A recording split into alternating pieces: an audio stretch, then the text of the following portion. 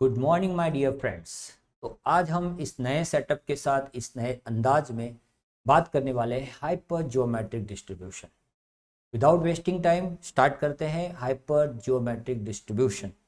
सबसे पहले a situation in which the experiment can result in two ways, success and failure. ये हमने पहले भी पढ़ा है बाइनोमियल डिस्ट्रीब्यूशन में।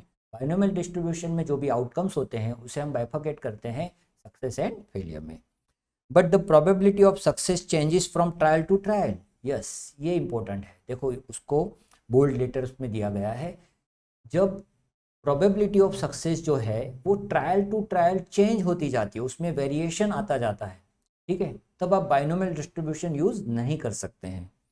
Hyper geometric distribution is used for finding the probabilities of different number of success. तो इस केस में हमें हाइपर जियोमेट्रिक डिस्ट्रीब्यूशन यूज करना है। तो सबसे पहले हमने ये देखा कि कब हमें हाइपर जियोमेट्रिक डिस्ट्रीब्यूशन यूज करना है। Okay, now what is the formula of hyper geometric distribution? तो my dear friends, p of x, here is the formula, p of x mcx plus ncr minus x upon m plus ncr, ये आपका formula है। देखिए formula के बारे में एक चीज मैं कह दूं, फॉर्मूला तो याद रखना ही है, हमें यूज भी करना है कभी कभी, लेकिन आप फॉर्मूला यूज नहीं करोगे फिर भी हाइपर जियोमेट्रिक डिस्ट्रीब्यूशन के जो सम है वो आप इजीली सॉल्व कर पाओगे। ये कैसी बात हुई सर, विदाउट फॉर्मूला हम सम कैसे सॉल्व कर पाएंगे? वो सम आएगा तब ये डिस्कशन हम फिर से करेंगे। अभी फिलहाल हम ये फॉर्मूला देख रहे हैं, समझ रहे हैं और आगे बढ़ रहे हैं, ठीक है। Now where x is equal to 0 1 2 3 and so on. Okay, तो x की जो वैल्यू है वो इंटीजर है। अब मुझे ये बताइए x की वैल्यू जो हमारा वेरिएबल है उसकी वैल्यू इंटीजर कब होती है और इन फ्रैक्शन कब होती है? तो सर हमारे जो वेरिएबल है प्रोबेबिलिटी डिस्ट्रीब्यूशन में उसे हम दो वेज में बाइफरकेट करते हैं। First is discrete variable and the second one is continuous variable. तो जब हमारा वेरिएबल डिस्क्रीट वेरिएबल होता है तो हम x की वैल्यू इंटीजर में लेते हैं, और जब हमारा वेरिएबल फ्रैक्शन एंड इंटीजर में होता है तो हम उसे कंटिन्यूअस वेरिएबल कहते हैं, ठीक है। तो ये क्लियर हो गया कि ये जो डिस्ट्रीब्यूशन है उसमें हमें x की सिर्फ और सिर्फ इंटीजर्स वैल्यू लेनी है। दैट मीन्स कि ये डिस्क्रीट वेरिएबल के लिए है, ठीक है। इसका वेरिएबल जो है वो डिस्क्रीट है। Okay, for finding probabilities of different number of success for different values of x, the above formula can be used. This probability distribution is called hyper geometric distribution. तो आप इसे फॉर्मूला समझो या आप इसे डेफिनेशन समझो, दोनों एक ही है, ठीक है। फॉर्मूला कम डेफिनेशन या डेफिनेशन कम फॉर्मूला। ओके, नाउ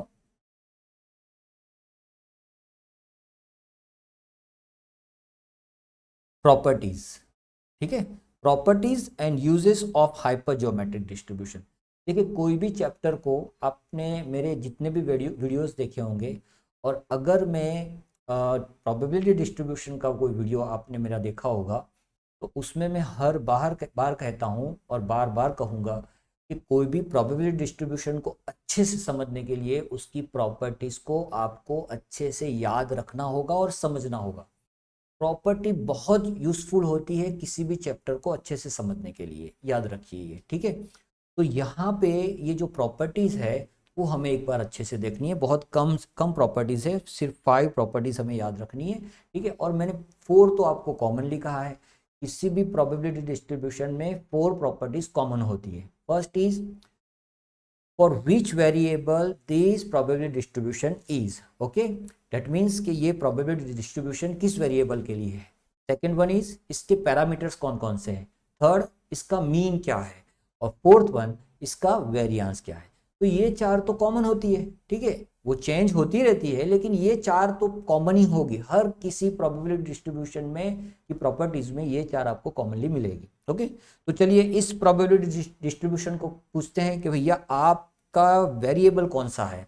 तो ये कह रहे हैं कि this is a probability distribution of a discrete variable. वो तो हमने आगे फॉर्मूला में देख लिया क्योंकि यहाँ पे x की वैल्यू हमें इंटीजर लेनी है, राइट। नाउ पैरामीटर्स क्या है, यानी अगर मुझे आपका कोई सम सॉल्व करना है तो उसके लिए इंपॉर्टेंट वैल्यूज कौन सी है जिसकी मदद से या जिसका यूज करके हम ये सम सॉल्व कर पाएंगे। तो पैरामीटर्स है हमारे m, n and are.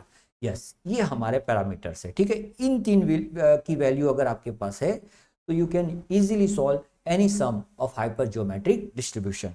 Okay, अब इसका मीन क्या है, मीन का फॉर्मूला क्या है? तो देखिए इसका मीन का फॉर्मूला है m r upon m plus n, ठीक है। ये इसका मीन का फॉर्मूला है, यानी कि अगर हाइपर ज्योमेट्रिक डिस्ट्रीब्यूशन का कोई सम सॉल्व कर रहे हो और वहां पे आपको अगर मीन फाइंड करना है तो आपको ये वाला फॉर्मूला यूज करना है। नाउ इट्स वेरियांस, देखिए वेरियांस का फॉर्मूला बहुत बड़ा है, तो माय डियर फ्रेंड ये याद रखना, अच्छे से याद रखना। M and r into bracket m plus n minus r divided by m plus n whole square into m plus n minus one, ठीक है। ये इसका वेरियांस का फॉर्मूला है, right. Okay, when m plus n is very large, यानी m और n का जो सम है वो जो वैल्यू मिलेगी वो बहुत बड़ी होगी, hyper geometric distribution tends to binomial distribution. तब hyper geometric distribution binomial distribution में चला जाएगा, ठीक है। ये एज अ थियरी याद रखना है, लेकिन जो इंपॉर्टेंट थे उसमें ये मीन और ये वेरियांस का फॉर्मूला जो हमें सम में यूज करना है। Okay my dear friends, now uses. Okay, to find the probability of number of successes when the probability of success in each trial changes, वो तो हमने आगे ही देखा, ठीक है। अगर trial to trial probability of success वह चेंज होती जा रही है तो हमें हाइपरज्योमेट्रिक डिस्ट्रीब्यूशन यूज करना है। Okay, this distribution has a wide application in acceptance sampling. Yes, ये चैप्टर यहाँ पे देने का एक और रीजन ये भी है कि आपको एक्सेप्टेंस सैम्पलिंग जब देखना है, चैप्टर पढ़ना है, तो उसमें सबसे ज़्यादा यूज हाइपर ज्योमेट्रिक डिस्ट्रीब्यूशन का होता है। वो चैप्टर पढ़ेंगे तब उसकी बात करेंगे, अभी फिलहाल हाइपर ज्योमेट्रिक डिस्ट्रीब्यूशन देख लेते हैं। ओके, तो इतना सा थियरी है इसका जो आपको याद रखना है, समझना है, ठीक है, और सम सॉल्व करने हैं। अच्छा, सम कैसे आएंगे सर? तो चलो उसकी बात कर लेते हैं, सम्स की बात कर लेते हैं। सम्स की बात करने के लिए yes, this is our second sum. First जो सम है वो थियरिटिकल है, ठीक है, तो ये हमारा सेकेंड सम है। Sum is there are 5 red and 7 white balls in an urn. Okay, 4 balls are taken one after the other from it. Find the probabilities of getting number 1 2 white and 2 red balls and number 2 all balls of the same color. ये दो सम हमें solve करने हैं, ठीक है। सम number 2 में हमें दो क्वेश्चन सॉल्व करने हैं। Okay, first of all what we have, हमारे पास क्या है, ठीक है। इससे पहले मैं ओके, मेरा पेन थोड़ा सा डार्क कर लूँ तो मुझे यूज़ करने में सही रहेगा, क्योंकि मुझे जो प्रैक्टिस है वो सेटअप कुछ और है और आज मैं जो वीडियो आपके सामने ला रहा हूँ वो सेटअप कुछ और है। फिलहाल ये सेटअप बहुत अच्छा है लेकिन यूज टू होने में थोड़ा सा टाइम लगेगा। सबसे पहले we have 5 red balls. Yes, हमारे पास रेड बॉल्स कितने हैं? 5 है, right, and 7 white balls. Okay, 7 white balls. तो टोटल कितने हो गए भैया? सर टोटल हो गए 12। टोटल बॉल्स हमारे पास 12 हैं। ओके, उसमें से कितने हमें सिलेक्ट करने हैं? सर उसमें से हमें देखिए 5 सिलेक्ट करने हैं, सॉरी 4 सिलेक्ट करने हैं। ओके, तो 12 में से हमें 4 बॉल सिलेक्ट करने हैं। Now number 1, what is number 1? 2 white ball, 2 white balls and 2 red balls, ये आपको सिलेक्ट करना है। तो कैसे करेंगे? तो देखिए 12th में आपने पढ़ा है प्रोबेबिलिटी का बेसिक फार्मूला, तो आप सबको आता है। क्या होता है बेसिक फार्मूला? सर प्रोबेबिलिटी का बेसिक फार्मूला होता है favourable results upon total results. बस ये फार्मूला अगर आप यहाँ पे अप्लाई कर लोगे तो हमने जो आगे फार्मूला देखा एम एंड आर वाला, वो यूज़ करने की ज़रूरत नहीं पड़ेगी। कैसे? सबसे पहले मुझे ये बताइए यहाँ पे टोटल रिजल्ट्स कितना होगा? सर 12 में से हमें 4 बॉल सिलेक्ट करने हैं, सो हमारा टोटल रिजल्ट जो होगा वो ये होगा। Yes, you are right, 12C4। Okay, now second, अब हमें कुछ बॉल रेड में से सिलेक्ट करने हैं और कुछ बॉल वाइट में से सिलेक्ट करने हैं, ठीक है। तो मुझे ये बताइए कि रेड कितने चाहिए? सर रेड 2 चाहिए, दैट मीन्स हमें 5 में से 2 सिलेक्ट करने हैं। और हमें वाइट कितने चाहिए सर, वाइट भी 2 चाहिए, देखिए वाइट भी 2 चाहिए, तो हमें 7 में से कितना सिलेक्ट करना है 2। देखो ये हो गया। अब बताओ मुझे यहाँ पे आपको फॉर्मूला कहाँ ज़रूरत पड़ा, उसकी कोई ज़रूरत ही नहीं है, ठीक है, आप ऐसे ही सम सॉल्व कर लोगे। और मार्क माय वर्ड, हर एक सम आप ऐसे सॉल्व कर पाओगे। ओके, सो चलिए अब इसका कैलकुलेशन, तो कैलकुलेशन करना पड़ेगा। 5C2 का कैलकुलेशन क्या होता है, देखो अब आपको इतना पता होना चाहिए एनसीआर का फॉर्मूला क्या है। यस सर, एनसीआर का फॉर्मूला होता है n factorial upon r factorial and n minus r factorial. ये बेसिक सा फॉर्मूला आपको पता होना चाहिए, और उसका यूज़ करके 5C2 की वैल्यू कैसे निकालोगे, तो आप डायरेक्टली लिख सकते हो 5 into 4 upon 2 into 1, sorry not 2, that is 1। Okay, so अगर इसका हम यूज़ करें तो हमें आंसर मिलेगा 10। मैं राइट, यस। 7C2 का आंसर क्या होगा, देखो मेरे पास कैलकुलेटर है, मैं कैलकुलेटर का डेफिनेटली यूज़ करूँगा। 7 इंटू 6 अपॉन 2 डेट इज़ 21, और मुझे 12C4 का आंसर निकालना है, सो 12 into 11 into 10 into 9 divide by 24, तो आंसर इज़ 495। ठीक है, सो 10 इंटू 21 अपॉन 495, तो फाइनल आंसर इज 0.4242। यस, और ये आपका आंसर मैच कर रहा है। ठीक है, तो देखा कितना इजीली आपने सम सॉल्व कर लिया। चलिए सेकंड वाला सम देखते हैं। ओके सर, सेकंड वाला सम सॉल्व करते हैं। उसमें हमें क्या चाहिए, यस सर, उसमें हमें चाहिए all balls of the same colour. सभी बॉल्स, यानी जो 4 बॉल आप सिलेक्ट करने वाले हो वो सेम कलर के होने चाहिए। तो पहले आप ये सोचिए कि अगर मुझे all balls of same colour चाहिए तो उसमें क्या हो सकता है। सर एक तो ये हो सकता है कि चारों बॉल्स रेड हो, यस, एक ये हो सकता है, या फिर चारों बॉल वाइट हो। यानी ये दोनों एक साथ हो सकते हैं, पॉसिबल ही नहीं है, क्योंकि हमें सिलेक्ट ही 4 बॉल करने हैं। तो ये दोनों एक साथ नहीं हो सकते, क्योंकि अगर ये दोनों एक साथ होंगे तो टोटल 8 बॉल्स हो जाएंगे, और हमें 4 बॉल्स चाहिए। तो या ये हो सकता है या फिर ये हो सकता है, या चारों रेड हो या चारों वाइट हो। ठीक है, अब ये तो हमने कंडीशन तो समझ लिया, लेकिन उसको सम में कैसे सॉल्व करेंगे, तो वही वाला फंडा यूज करेंगे। सबसे पहले मुझे ये बताइए टोटल रिजल्ट कितना है सर, वो तो 12C4 ही होगा।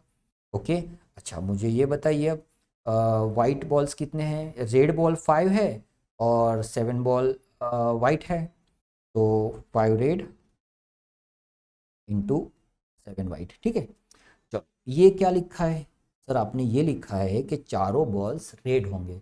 दैट मीन्स वो चारों बॉल्स जो हैं वो ये 5 में से सिलेक्ट होंगे, तो 7 में से कितना सिलेक्ट होगा सर, कुछ नहीं, दैट मीन्स 0 सिलेक्ट होगा। ये एक काम हो गया। अब दूसरा काम 5C एंड 7C, देखो ये करना है आपको। ये मैं क्या कर रहा हूँ, ये बाइफर्केशन कर रहा हूँ मैं, और कुछ नहीं कर रहा हूँ। ये 12 का बाइफर्केशन है, देखो माय डियर फ्रेंड, ये 5 + 7 आपका 12 ही मिलेगा। हमने 12 को स्प्लिट किया 5 एंड 7 में। ठीक है, तो अब मुझे क्या करना है, अब सर चारों बॉल्स वाइट होने चाहिए, तो भैया वो 7 में से सिलेक्ट होगा, तो इसमें से क्या सिलेक्ट होगा, कुछ नहीं, तो ये इसके लिए था और ये इसके लिए था। अच्छा, अब इसके लिए क्या करना है, आपने अगर 11th में परम्यूटेशन कॉम्बिनेशन अच्छे से पढ़ा है, तो कॉम्बिनेशन में आपने सिर्फ और सिर्फ 2 रूल समझे। एक रूल था, अगर एंड है then we should use multiplication. ठीक है, और अगर और है तो we will use addition plus. ठीक है, इतना सा डिफरेंस आपको याद रखना है। तो देखो यहाँ पे और है, तो हमें यहाँ पे लेना है plus. Clear, yes sir clear. अब कैलकुलेट करो। अब देखो कैलकुलेट करोगे तो इसका आंसर तो 1 आएगा, तो सर फिर लिखा क्यों, देखो प्रैक्टिस यही करना, आप प्रैक्टिस ये करना ही करना। कभी कभी कुछ ऐसे सम भी आ जाते हैं जिसमें इसकी बहुत ज़रूरत होती है, और कुछ स्टूडेंट प्रैक्टिस नहीं करते हैं और ये नहीं लिखते हैं, उसकी वजह से पूरा सम गलत करके आते हैं। तो ये कंपलसरी ये लिखना है हमें।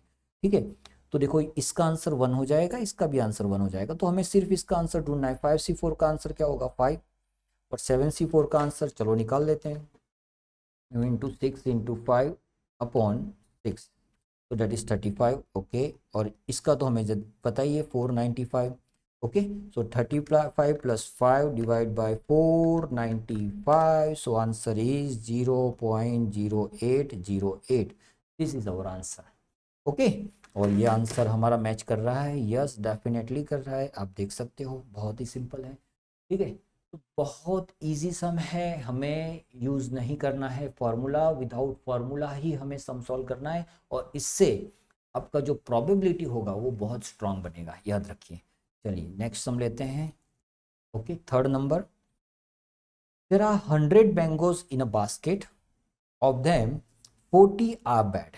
तो देखो सबसे पहले हमारे पास टोटल मैंगोज कितने हैं सर, 100 हैं, ओके। उसमें से बैड कितने हैं, यानी अच्छे ना हो वैसे, तो सर वो 40 है।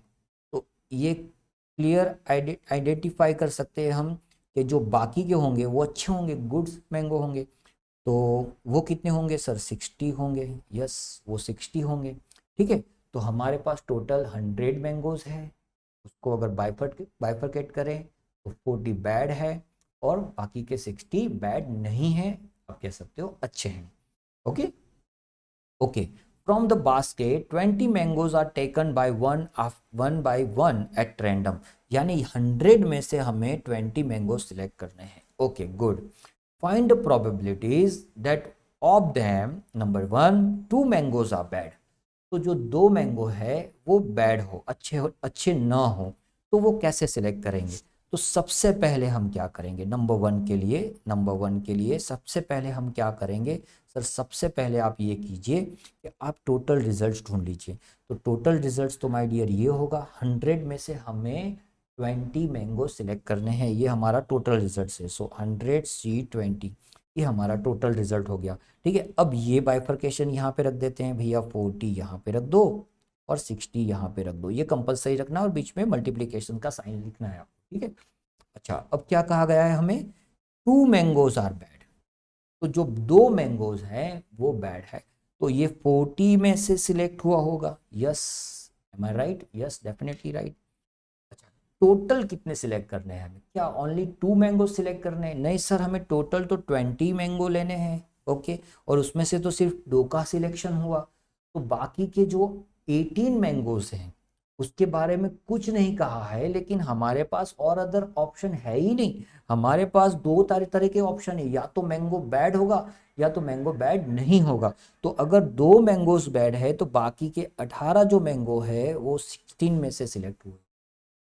आया समझ में कुछ, यस। ये देखो अब यहाँ पे बहुत सारे स्टूडेंट ये नहीं लिखते हैं, सिर्फ इतना आंसर लिख के आ जाते हैं, 40C2/100C20, ये कैसे सही हो सकता है, ये पॉसिबल ही नहीं है सही, क्योंकि यहाँ पे जितना है उतना यहाँ पे लिखना ही चाहिए, और यहाँ पे जितना है उतना यहाँ पे दिखना चाहिए, देखो, ठीक है। ये 18 लिखा है मैंने, ओके। तो ये तो आपको करना ही है, ओके। अब इसकी कैलकुलेशन, अब भैया इसकी अगर कैलकुलेशन करोगे तो ये महाराज भी काम नहीं लगेंगे, उसके चेहरे पे मत जाना, जैसा भी है एक्सेप्ट कर लेना, लेकिन ये महाराज भी कुछ नहीं कर पाएंगे, ठीक है, क्योंकि आपको 100C20 ढूंढना है। अभी आगे हमने बात की हाइपर ज्योमेट्रिक डिस्ट्रीब्यूशन के यूसेज के बारे में, उसमें मैंने बताया कि ये जो चैप्टर है वो एक्सेप्टिंग सैम्पलिंग में बहुत यूज होता है, एक्सेप्टेंस सैम्पलिंग में बहुत यूज होता है, ठीक है। तब आप इस टाइप के क्वेश्चन बहुत सारे देखने वाले हो, ठीक है। अभी फिलहाल याद रखो कि इस टाइप की कैलकुलेशन आप नहीं कर पाओगे, तो यही हमारा आंसर है, इसीलिए मैंने आंसर भी रखा है स्क्रीन पे, जिससे आप कंपेयर कर पाओ कि ये आंसर मैच कर रहा है या नहीं कर रहा है, ठीक है। चलिए अब हम सेकेंड सम देखते हैं, at the most 2 mangoes are bad. तो ये क्या होता है at the most, yes second sum, at the most 2 mangoes are bad, यानी अगर मैं x को लिखूं यहाँ पे, x की जो वैल्यू है वो एट द मोस्ट 2 है, एट द मोस्ट 2 यानी ज्यादा से ज्यादा 2। अब ये जो ज्यादा से ज्यादा 2 है उसका अगर इंटरप्रिटेशन किया जाए तो माय डियर फ्रेंड्स इसका मतलब होता है 2 या 2 से कम, ज्यादा से ज्यादा 2 एट द मोस्ट 2 का मतलब होता है 2 और लेस देन 2, ठीक है। यानी x की जो वैल्यू है या तो 2 हो सकती है या 2 से कम हो सकती है। अगर x की वैल्यू 2 या 2 से कम हो सकती है तो x की वैल्यूज क्या क्या हो सकती है, सर x की वैल्यू 0 हो सकती है, सर x की वैल्यू 1 हो सकती है, और सर x की वैल्यू 2 हो सकती है। सर 1 मिनट, अगर 2 या 2 से कम है तो x की वैल्यू 1 0 हो सकती है, -1 भी तो हो सकती है। यस यू आर राइट, अगर x की वैल्यू 2 से कम है तो x की वैल्यू -1 भी हो सकती है। लेकिन मुझे सोच के बताओ इस सम के रेफरेंस में कि क्या मैंगोज, नंबर ऑफ मैंगोज -1 हो सकता है? नहीं हो सकता है।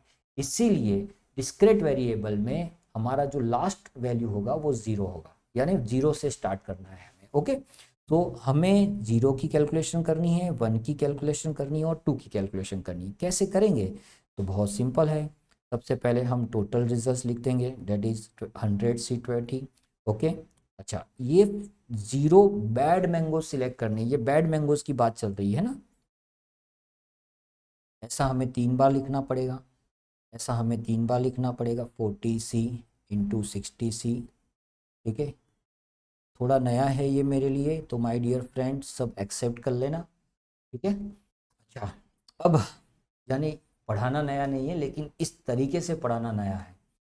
ओके, अब यहाँ पे 0 है, तो भैया ये अगर 0 होगा तो ये क्या होगा सर? ये 20 होगा। ठीक है, यानी इसका मतलब ये हुआ कि हम जो 20 मैंगो सिलेक्ट कर रहे हैं उसमें से 0 बैड मैंगोज, तो उसका ये भी मतलब हुआ ना कि 20 यानी जो 20 सिलेक्ट हुए हैं वो सभी के सभी अच्छे होंगे। यस, अच्छा इसका मतलब ये हुआ कि 1 बैड होना चाहिए, यानी यहाँ से एक सिलेक्ट होना चाहिए। तो सर यहाँ से कितने होंगे सर? 19 होंगे, टोटल तो 20 ही रखने हैं हमें। अच्छा, अगर 2 बैड होंगे, ये तो हमने आगे ऑलरेडी सॉल्व कर दिया है, तो बाकी के 18 अच्छे होंगे। ओके, और इन सब रिजल्ट्स का हमें क्या करना है? टोटल करना। ठीक है, तो आपका जो आंसर होगा माय डियर फ्रेंड्स, देखो ये रहा आपका आंसर। ठीक है, इसने एलसीएम नहीं लिया है, सभी के डिनोमिनेटर में 100C20 लिखा है, लेकिन हम अपना आंसर इस तरीके से भी दे सकते हैं। Agree? Okay, now at least 2 mangoes are bad, at least 2 mangoes are bad. अब ये क्या हो गया सर? चलिए इसकी बात कर लेते हैं। एटलीस्ट 2 मैंगोज आर बैड, अब पहले तो ये बताइए एटलीस्ट 2 मैंगोज आर बैड का मतलब क्या हुआ?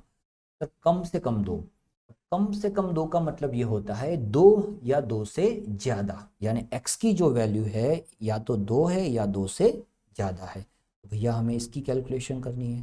अब इसकी अगर कैलकुलेशन करेंगे तो सर 2 या 2 से ज़्यादा का मतलब होता है सर 2 भी हो सकता है, 3 भी हो सकता है, अच्छा 4 भी हो सकता है सर, ये तो चलता ही जाएगा। यस, तो फिर इसकी कैलकुलेशन करना थोड़ा मुश्किल हो जाएगा का कोई रास्ता। यस, मैथमेटिक्स स्टैटिस्टिक्स हमें अच्छे अच्छे रास्ते देता है, लेकिन हमें उसका यूज़ करते आना चाहिए। ठीक है, हमें ये पता है कि किसी भी प्रोबेबिलिटी डिस्ट्रीब्यूशन में जो सम ऑफ प्रोबेबिलिटीज होता है, यानी सिग्मा पी एक्स आई होता है, वो ऑलवेज 1 होता है, यानी सभी प्रोबेबिलिटीज का टोटल होता है 1। तो अगर ये फंडा हमें पता है, तो हम अगर 1 में से इसके अलावा जो वैल्यूज है x की, उसकी प्रोबेबिलिटीज का टोटल माइनस कर दे तो हमें इसका ही आंसर मिलेगा। सीधी सी बात है। चलिए मैं एक एग्जांपल देता हूँ। सपोज मेरे पास ये लाइन है, ठीक है, अब ये लाइन का टोटल हो रहा है 100, समझना ये लाइन का टोटल हो रहा है 100। ठीक है, अच्छा मुझे ये ढूंढना है, ये ढूंढना है, ये इतना डिस्टेंस ढूंढना है। अच्छा ये टोटल डिस्टेंस 100 है और मुझे इतना डिस्टेंस फाइंड करना है। कैसे ढूंढूंगा सर? और कुछ नहीं है, हाँ है ना, इसका डिस्टेंस पता है मुझे, इसका 30 है, तो सर मिल गया ना। आप एक काम कीजिए, ये 100 में से ये 30 माइनस कर दीजिए, तो ये जो बचेगा ये 70 होगा। तो भैया मैंने भी यहाँ यही किया है और कुछ नहीं किया है। ठीक है, ये 100 मेरे लिए यहाँ पे 1 है। ठीक है, ये जो डिस्टेंस आपको फाइंड करना है वो ये है, और ये जो छोटा सा डिस्टेंस ऑलरेडी दिया हुआ है जो हम फाइंड कर सकते हैं बहुत इजी तरीके से। इसके अलावा की वैल्यू, इसके अलावा कौन सी वैल्यू है सर? इसके अलावा हो सकता है 0 हो सकता है और 1 हो सकता है। यस, तो इन दोनों की प्रोबेबिलिटीज अगर मैं 1 में से माइनस कर दूं तो मुझे जो आंसर मिलेगा वो ये मिलेगा।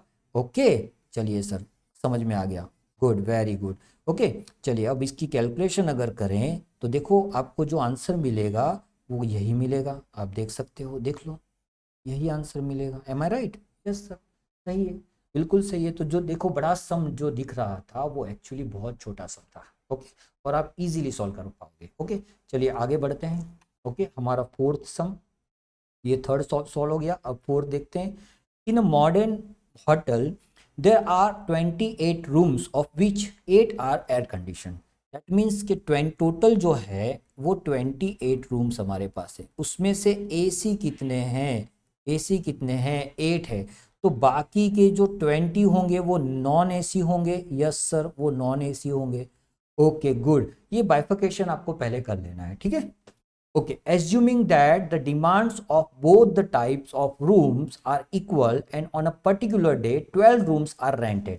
तो इसमें से पर्टिकुलर डे पे 12 रूम्स को रेंट पे दिया गया है। Okay, find the probabilities that of them all the air condition rooms are rented.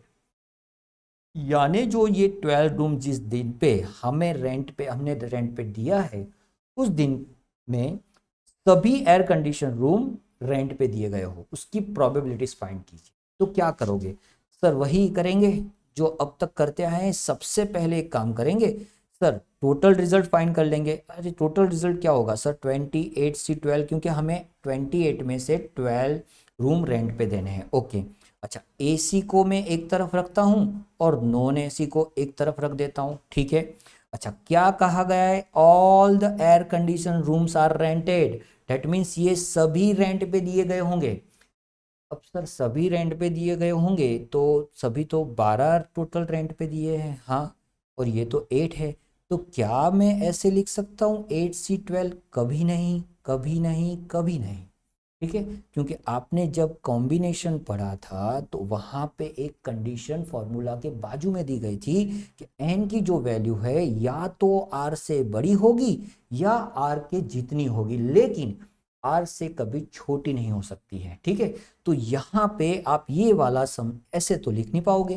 तो इसका ये मतलब हुआ कि जो 8 एसी रूम है हमारे, वो सभी के सभी रेंट पे गए होंगे। सर रेंट पे तो हमने 12 रूम दिए हैं और एसी सभी चले गए, तो बाकी के 4 क्या होंगे? ऑब्वियसली बाकी के 4 क्या होंगे? नॉन एसी होंगे। यस, तो देखो ये आ गया आंसर, तो ये इसका आंसर है, ठीक है। सर मैच नहीं कर रहा है आपका आंसर, देखो सर, ठीक है, यहाँ पे ये नहीं दिया हुआ है। ये इसलिए नहीं दिया हुआ है माय डियर फ्रेंड्स, क्योंकि 8C8 का आंसर क्या होता है? 1 होता है, और इसलिए यहाँ पे वो नहीं दिया गया है। सो हमारा फाइनल आंसर होगा 12C4 अपॉन 28C12। ये हमारा फर्स्ट का आंसर हो गया। चलिए सेकंड का आंसर ट्राई करते हैं। Okay, none of the air condition room is rented, यानी एक भी एसी रूम रेंट पे नहीं दिया गया होगा, ठीक है। तो सर क्या करेंगे? सबसे पहले 12C8 तो लिख लो, ओके, 8 रूम लिख लो। अच्छा, बाकी के 20 रूम लिख लो। अच्छा, एक भी एसी रूम नहीं देना है हमें, दैट मीन्स 0 एसी रूम देना है। तो भैया 12 रूम की डिमांड है, वो कैसे फुलफिल करेंगे? सर सब नॉन एसी दे दो, सब नॉन एसी दे दो। तो इसका मतलब ये हो गया 20C12, ठीक है। सर अब ये भी आंसर मैच नहीं कर रहा है, लेकिन हमें पता चल गया ये आंसर क्यों मैच नहीं कर रहा है। रीजन इज, इसका आंसर क्या होगा? 1 होगा। तो आपको सिर्फ ये वाला आंसर गिवन है। Okay, clear. देखो 3 सम करने के बाद आपको इतना पता चल गया कि हमने विदाउट फॉर्मूला ये सम सॉल्व किए हैं, फॉर्मूला का कहीं पे यूज किया ही नहीं हमने, ठीक है। सिर्फ हमारे जो बेसिक कंसेप्ट है प्रोबेबिलिटी का, उसका यूज करके हमने सम सॉल्व किए, राइट। चलिए आगे बढ़ते हैं। Okay, fifth one, okay, fifth जो है, there are 40 screws in a packet of which 5 are defective. सबसे पहले हम क्या करेंगे सर? सबसे पहले ये जो फॉर्मूला है, ये सर फॉर्मूला यहाँ पे क्यों लिखा है आपने? ठीक है भैया, मुझे भी याद नहीं है वेरिएंस का फॉर्मूला, ठीक है, तो मैं भी देख के ही उसे यूज करने वाला था। मीन का याद है MR/M+N, बट वेरिएंस का फॉर्मूला लिटिल बिट डिफिकल्ट है, तो मैंने यहाँ पे ऑलरेडी अपनी हेल्प के लिए और आपकी हेल्प के लिए रखा है, राइट। ओके, सबसे पहले there are 40 screws in a packet. Okay, so total screw is 40, no problem. Okay, of which 5 are defective. Yes, उसमें से डिफेक्टिव कितने हैं सर? 5 है। सो नॉन डिफेक्टिव कितने होंगे सर? ऑब्वियसली 35 होंगे। If 10 screws are taken at random from the packet, that means हमें 40 में से 10 सिलेक्ट करने हैं। Okay, find the probability that none of them is defective. तो आपको प्रोबेबिलिटी ढूंढनी है एक भी स्क्रू डिफेक्टिव नहीं होना चाहिए। सर वो बहुत सिंपल है, सर वो बहुत सिंपल है, ठीक है।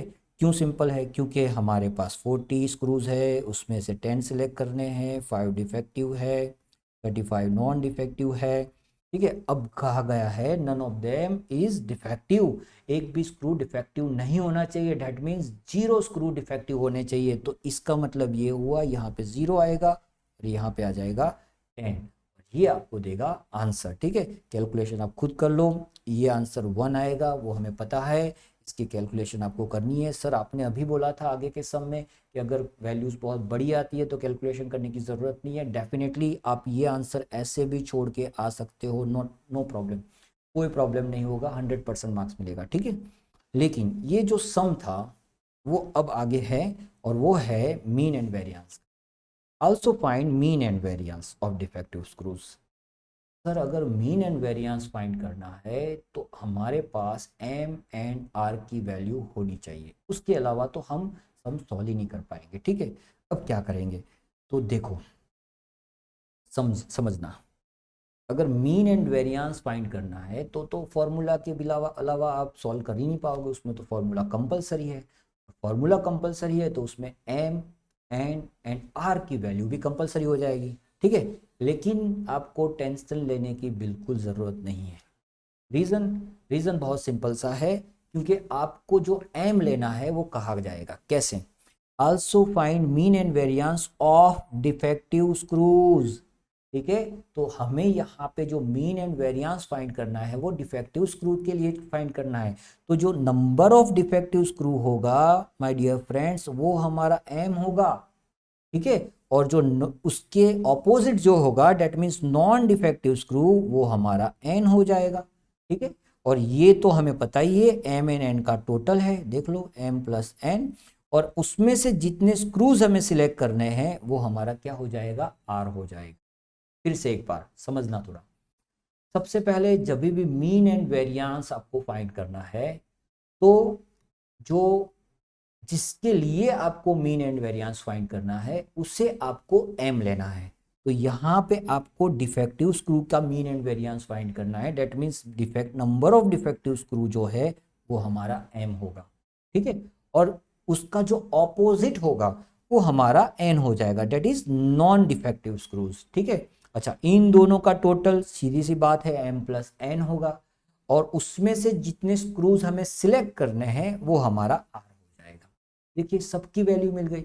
अब ये सब वैल्यू अगर मैं फॉर्मूला में रख दूं तो डेफिनेटली आंसर मिलेगा। चलिए भैया मीन फाइंड कर लेते हैं, मीन फाइंड कर लेते हैं, ठीक है। Formula is m r upon m plus n, okay.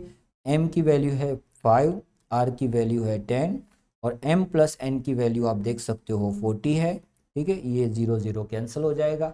अगर मैं 5 को 4 से डिवाइड करूं तो माय आंसर इज 1.25 और वो आपको दिया गया है, ओके। सर वेरिएंस भी फाइंड करके बताओ, क्यों नहीं, जरूर देखेंगे वेरिएंस, ठीक है। वेरिएंस ज़रूर देखेंगे, हमारे पास फॉर्मूला है, चलिए ठीक है। फॉर्मूला क्या है वेरिएंस का? M n r, m plus n minus r upon m plus n whole square and m plus n minus 1। यहाँ पे आर है और यहाँ पे 1 है, ये डिफरेंस याद रखना। चलिए वैल्यू रखते जा रहे हैं। एम की वैल्यू क्या है सर? एम की वैल्यू है, यस एम की वैल्यू है 5, एन की वैल्यू है 35 और आर की वैल्यू है 10। एम प्लस एन हमें पता है ऑलरेडी 40 है, उसमें से आर 10 माइनस करना है, ठीक है। Divided by m plus n का वैल्यू 40 है तो उसका स्क्वायर करना है, और m प्लस एन का वैल्यू 40 है उसमें से एक माइनस करना है, डेट इज 39, ठीक है। चलिए कैलकुलेशन डायरेक्ट में कर रहा हूँ, डायरेक्ट में कैलकुलेशन कर रहा हूँ और आंसर फाइंड कर रहा हूँ। 5 into 35 into 10 into 30 divided by 1600 divided by 39, तो माई आंसर इज 0.84, 0.84। क्या मेरा आंसर मैच कर रहा है? चलिए चेक कर लेते हैं। यस देखो 0.84, ठीक है। अब यहाँ पे कहीं कहा नहीं है लेकिन फिर भी मैं आपको बता दूं कि अगर इस सम में स्टैंडर्ड डेविएशन फाइंड करना होता तो सर हमने बहुत सारे प्रोबेबिलिटी डिस्ट्रीब्यूशन देखे हैं, ये तो हमें आता है कि वेरिएंस का जो रूट होता है वही स्टैंडर्ड डेविएशन होता है। तो अगर हमने वेरिएंस फाइंड कर लिया है, उसका रूट कर लेंगे तो हमें स्टैंडर्ड डेविएशन इजीली मिल जाएगा। Yes you are right. ठीक है, तो देखिए कितने सिंपल से सम है। चलिए आगे बढ़ते हैं। ओके, क्या है ये सम में दिया हुआ है there are 50 balls in a lot and 10% of them are defective bulbs। ठीक है, फिर से वैसा ही एक सम है। सबसे पहले हमारे पास टोटल है 50 बल्ब्स। ओके, उसमें से 10% डिफेक्टिव है। अब ये 10% है, 10 नहीं है, तो 50 का 10% क्या होता है सर? 50 का 10% होता है 5। तो बाकी का जो 90% होगा वो नॉन डिफेक्टिव होगा, डेट इज 45। देखो ये तो आना ही चाहिए आपको। ओके ओके, अब क्या करना है sir? 5 bulbs are taken one after the other from it. Okay, तो हमें 50 में से 5 बल्ब सिलेक्ट करने हैं। Find the probability that none of the bulbs is defective. Number 1, एक भी बल्ब डिफेक्टिव नहीं होना चाहिए। सर बहुत सिंपल है सर, बहुत सिंपल हो गया अब हमारे लिए। सर हमें 50 में से 5 सिलेक्ट करना है। यस, और हमें 50 का बाइफर्केशन पता है 5 एंड 45। हमें सिर्फ ये समझना है 5 में से कितना लेना है और 45 में से कितना लेना है। Sir none of the bulbs is defective. So एक भी बल्ब डिफेक्टिव नहीं होना चाहिए। डेट मीन्स डिफेक्टिव बल्ब हमारे कितने होने चाहिए? 0 होने चाहिए। सो ये हो जाएगा 0। तो जो 5 बल्ब्स हमें सिलेक्ट करने हैं वो 45 में से सिलेक्ट होंगे। ये आपका आंसर हो गया। और इसकी कैलकुलेशन मैं नहीं करूँगा क्योंकि वो तो आप इजीली कर लोगे। ठीक है, हाँ अगर कोई प्रॉब्लम हो रहा है तो यू कैन कमेंट। ठीक है, या आप मेरे से डायरेक्टली चैट कर सकते हो, तो मैं इसका डेफिनेटली आपको प्रॉपर आंसर दूंगा। ठीक है, अगर आंसर नहीं आ रहा है तो। लेकिन आप देखो ट्राई करोगे। 45 से 5 का मतलब होता है 45 इंटू 44, 43, 42 एंड 41। उनका मल्टीप्लिकेशन करके उसको डिवाइड करना है 5, 4, 3, 2, 1 के मल्टीप्लिकेशन से, तो आपको आंसर मिल जाएगा। ठीक है, चलिए ये सम हो गया solve. Now second is okay, at the most 2 bulbs are defective. अब देखो ये फिर से आया, what is at the most 2? At the most 2 का मतलब होता है दो, ज्यादा से ज्यादा दो। अब ज्यादा से ज्यादा दो का मतलब होता है 2 या 2 से कम। मीन्स एक्स की जो वैल्यू है या तो 2 हो सकती है या 2 से कम हो सकती है। अगर मुझे ये प्रोबेबिलिटी फाइंड करनी है तो सर मुझे 0 की प्रोबेबिलिटी फाइंड करनी होगी, 1 की प्रोबेबिलिटी फाइंड करनी होगी और 2 की प्रोबेबिलिटी फाइंड करनी होगी। कैसे करेंगे सर ये? बहुत ही सिंपल है भैया, बहुत ही सिंपल है। चलिए पहले 0 के लिए सम सॉल्व करते हैं। देखो सभी का डिनोमिनेटर सेम आएगा क्योंकि नंबर ऑफ टोटल आउटकम्स जो होगा वो सब में इक्वल होगा। ठीक है, तो ये तो फिक्स हो गया। अब हमें 0 की प्रोबेबिलिटी फाइंड करनी है। ऑलरेडी हमने ढूंढ के रखा है सर, ऑलरेडी ढूंढ के रखा है। सो 5c 0 इंटू 45c 5। ओके, या फिर अब 1 की यानी 1 बल्ब डिफेक्टिव हो तो सर इसका ये आएगा 5c 1, 45c 4। अब ये 4 क्यों हो गया? तो टोटल 5 सेलेक्ट करने हैं, अगर 1 डिफेक्टिव है तो बाकी के नॉन डिफेक्टिव होंगे। अच्छा अच्छा अच्छा, अब यहाँ पे ओके ओके, ये जो है यहाँ पे प्लस करके यहाँ पे क्या लिखना है आपको? ठीक है, यहाँ पे आपको लिखना है 5c2, इसकी प्रोबेबिलिटी है ये माय डियर फ्रेंड। ठीक है, इनटू 45c3। ये आपका आंसर हो गया। ठीक है, अब इसकी आप कैलकुलेशन करोगे तो आपको जो आंसर दिया गया है आपको डेफिनेटली वो आंसर मिलेगा। ठीक है, कितना ईजी है बताओ। हमने फॉर्मूला यूज़ किया, हमने हमारे देखिए मैंने तभी आपको बताया था। यस, ये हमारा फॉर्मूला था, यहाँ पे है ये फॉर्मूला। ठीक है, इतने सारे सम सॉल्व किए लेकिन ये वाला फॉर्मूला अभी तक हमने यूज नहीं किया। क्लियर? और ज़रूरत भी नहीं पड़ी। हाँ, मीन एंड वेरियांस के अंदर आपको डेफिनेटली यूज करना पड़ेगा, फॉर्मूला यूज ही करना पड़ेगा, अदरवाइज आप आंसर नहीं ढूंढ पाओगे। और फॉर्मूला कैसे यूज करना है वो भी आपको दिया गया होगा, किसे एम लेना है, किसे एन लेना है और किसे आर लेते हैं। ठीक है, चलिए स्टार्ट करते हैं हम। ओके ओके, 7 सम आ गए, ये सॉल्व हो गया।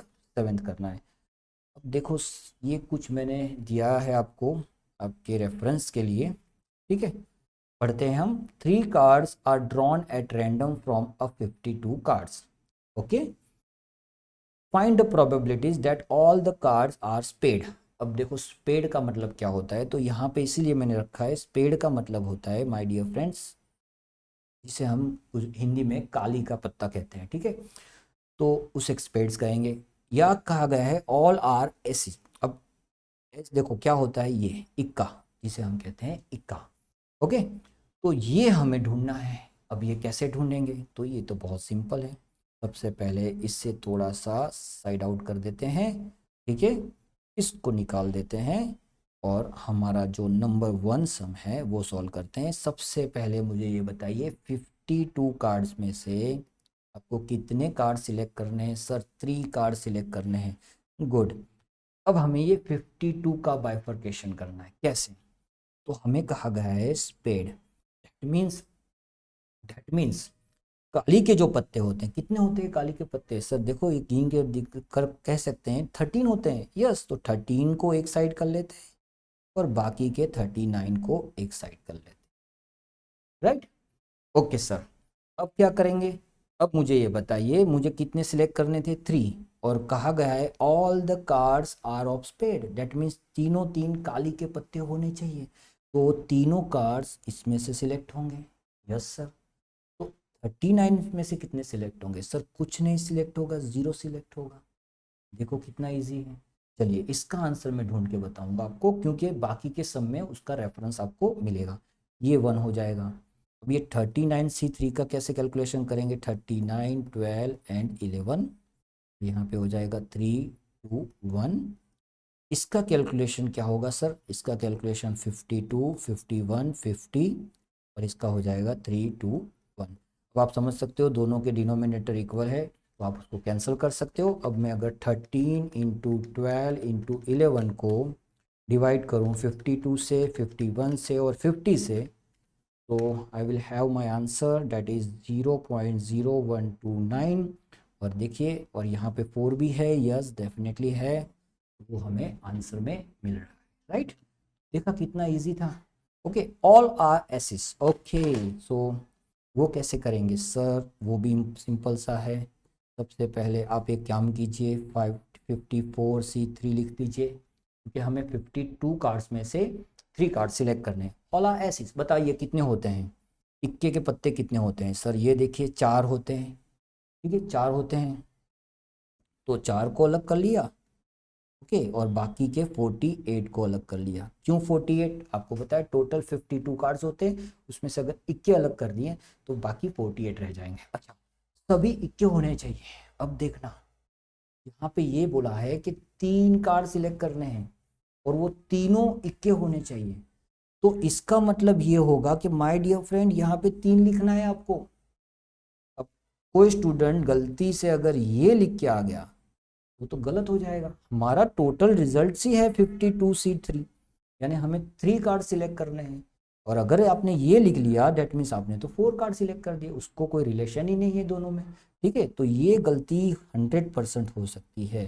ठीक है, और यहाँ से सर क्या होगा? तो यहाँ से तो 0 हो जाएगा। तो देखो ये आंसर मिलेगा आपको। अब ये कैलकुलेशन आप 100% कर सकते हो और सम भी सॉल्व कर सकते हो। ओके राइट, चलिए आगे बढ़ते हैं। 8 number, very good. There are 12 ambassador and 8 Fiat cars with a company. Okay, ये नाम शायद आपने नहीं सुना होगा, क्योंकि अभी आपके पास तो बहुत मॉडर्न नाम होते हैं, लेकिन ये पुरानी कंपनियां हैं और बहुत ही फेमस कंपनियां हैं। अभी तक मेरे ख्याल से बहुत से लोगों के पास इस कंपनी की गाड़ियां हैं। ठीक है, there are 12 ambassador and 8 fiat cars with a company. Okay, so ambassador car है हमारे पास 12 और फियाट कार है हमारे पास 8। सो टोटल कार हो गई sir 20। Okay, from them 5 cars are in repair in a workshop. तो इसमें से 5 कार को रिपेयरिंग के लिए भेजा जाता है। Find the probability that of these cars, number 1 there are 3 ambassador and 2 fiat cars. Sir बहुत सिंपल है सर, ये बहुत ही सिंपल है सर। टोटल सबसे पहले 20C5 करना है। अच्छा, 3 एम्बेसडर कार होनी चाहिए, डेट मीन्स 12 में से सिलेक्ट होगी, और 2 फियाट कार होनी चाहिए, डेट इज 8 में से सिलेक्ट होगी। हो गया, हो गया सम। कितना इजी था देखो। ठीक है, चलिए second one sir, second one at least 3 Fiat cars. At least 3 Fiat cars का मतलब क्या होता है? एटलीस्ट का मतलब होता है कम से कम, और कम से कम का मतलब होता है ये 3 या 3 से ज्यादा, यानी x की जो वैल्यू हो या 3 होगी या उससे ज्यादा होगी। ठीक है, अब सर 3 या 3 से ज्यादा यानी 3 हो सकती है, 4 हो सकती है या 5 हो सकती है। सर इसके आगे नहीं हो सकता है, कैसे हो सकता है? हमें टोटल 5 सिलेक्ट करने हैं, 5 कार सिलेक्ट करनी है, तो 3 या 3 से ज़्यादा, डेट मीन्स 3 हो सकती है, 4 हो सकती है और 5 हो सकती है, 6 तो हो ही नहीं सकती क्योंकि हमें सिलेक्ट ही 5 करनी है। ठीक है, अब इसकी प्रोबेबिलिटी फाइंड करनी है। सर ये तो बहुत ईजी हो जाएगा हमारे लिए। सर 20C5 ये तो हो गया। अब 3 फियाट कार, फियाट कार्स कितनी है? फियाट कार के लिए बोला है, यस। फियाट कार कितनी है सर? 8 है। सो 8C3 इंटू 12C2। यहाँ पे 2 क्यों लिखा वो आपको पता चलना चाहिए, क्योंकि इन दोनों का टोटल 5 होना चाहिए।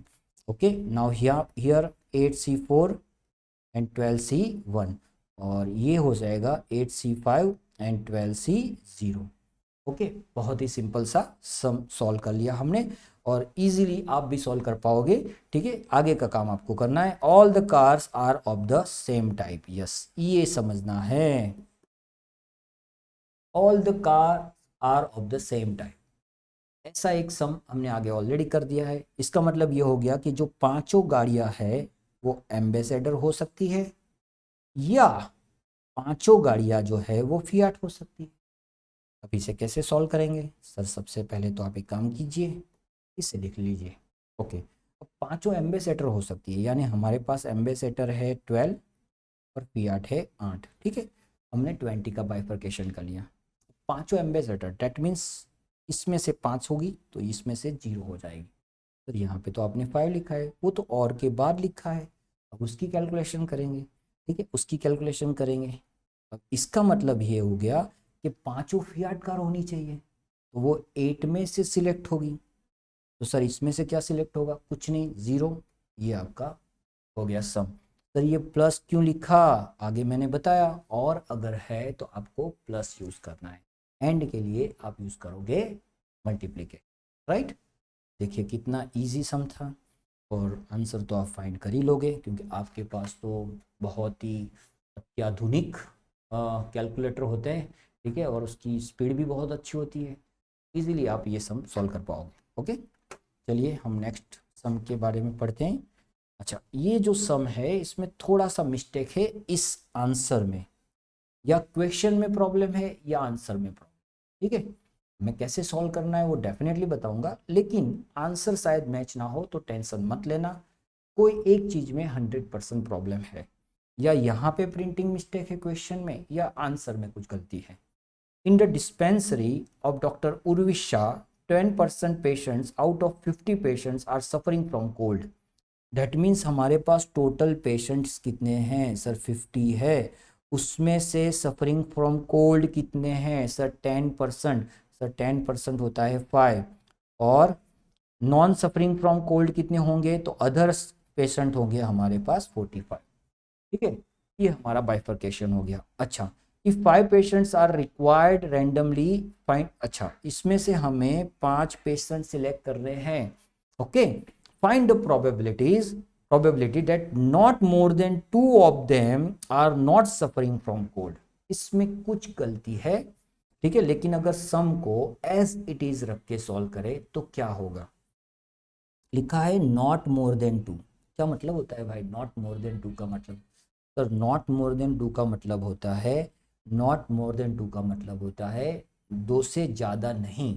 अब 2 से ज़्यादा नहीं का मतलब होता है 2 हो सकता है या 2 से कम हो सकता है, यानी जो x की वैल्यू है या तो 2 है या 2 से कम है।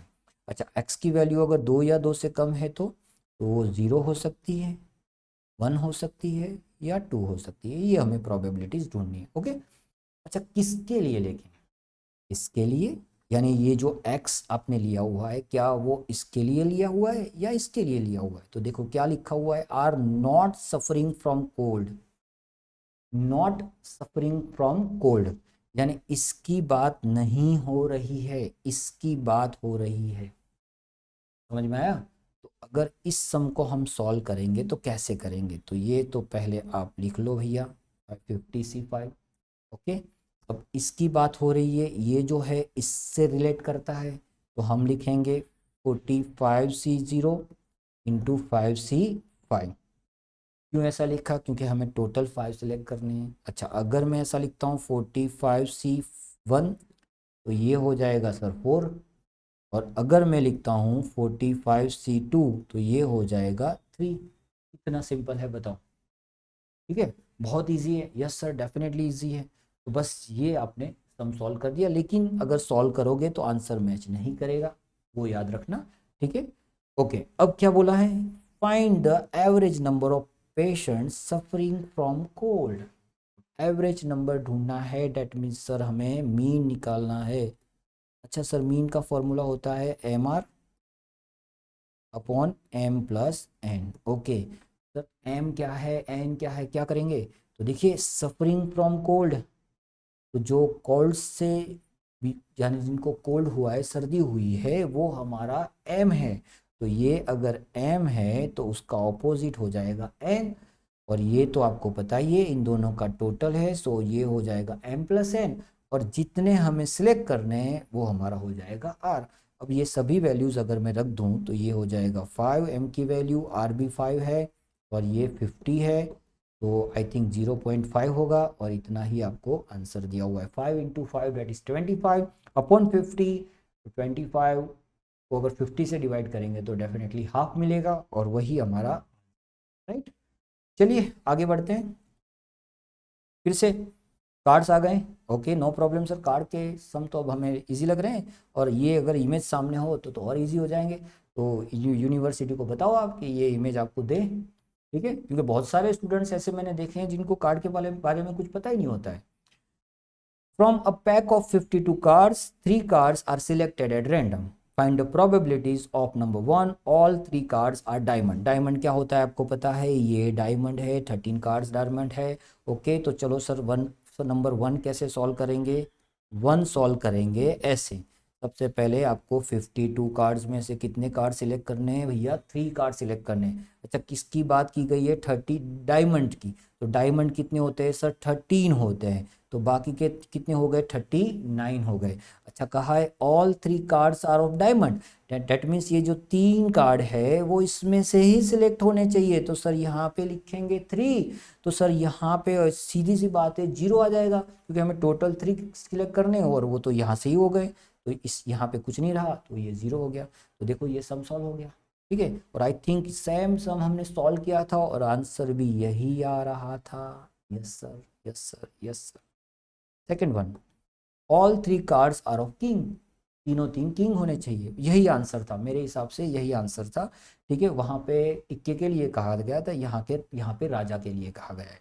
ठीक है, सबसे पहले 52C3। ओके, अच्छा किंग्स कितने होते हैं सर? किंग होते हैं, देखो ये हो गए 4, तो ये 4 को अलग कर लिया, और बाकी के 48 को अलग कर लिया। अब तीनों इक्के हो, सॉरी राजा हो, तो ये 3 यहाँ पे हो जाएंगे, तो यहाँ पे ये 0। राइट, इजी लग रहा है? यस सर, ये तो बहुत ही सिंपल तरीके से सॉल्व हो गया।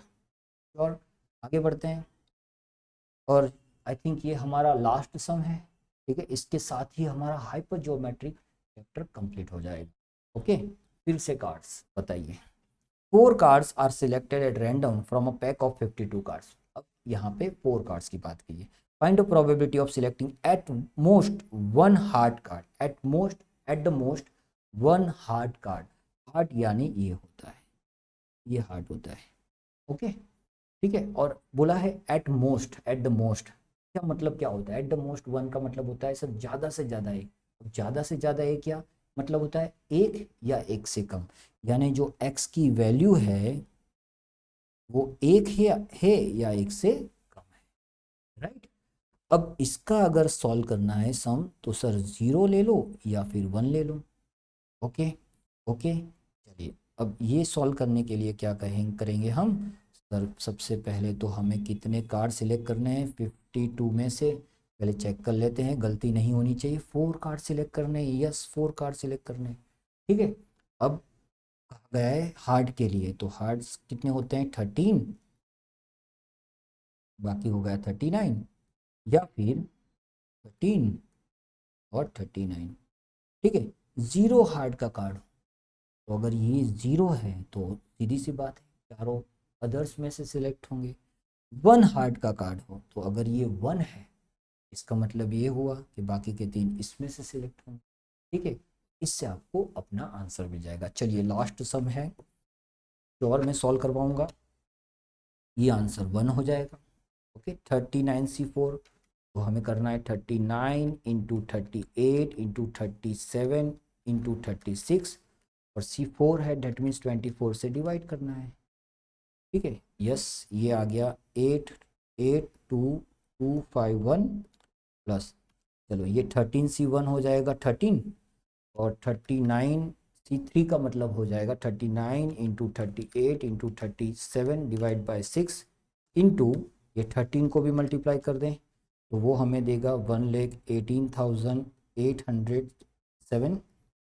52C4 52 51 50 and 49 divided by 24, so answer is 2,70,725। Okay चलिए 82251 plus 1,18,807 divided by 2,70,725, answer is 0.742266। ये कुछ आंसर है, चलिए चेक कर लेते हैं आंसर मैच कर रहा है या नहीं। डेफिनेटली कर रहा है 7426, और हमारा भी आंसर है 7426। यस, देखा कितना इजी चैप्टर था, और मैंने कहा था फॉर्मूला यूज नहीं करना है।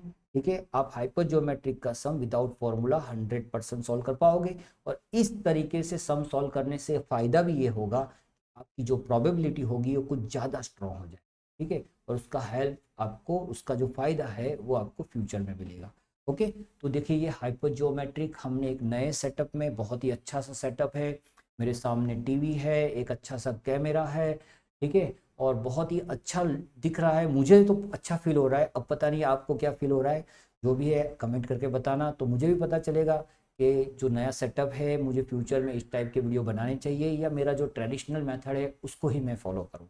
ठीक है, मिलते हैं एक नए वीडियो में एक नए टॉपिक के साथ, तब तक प्रैक्टिस करते रहिए।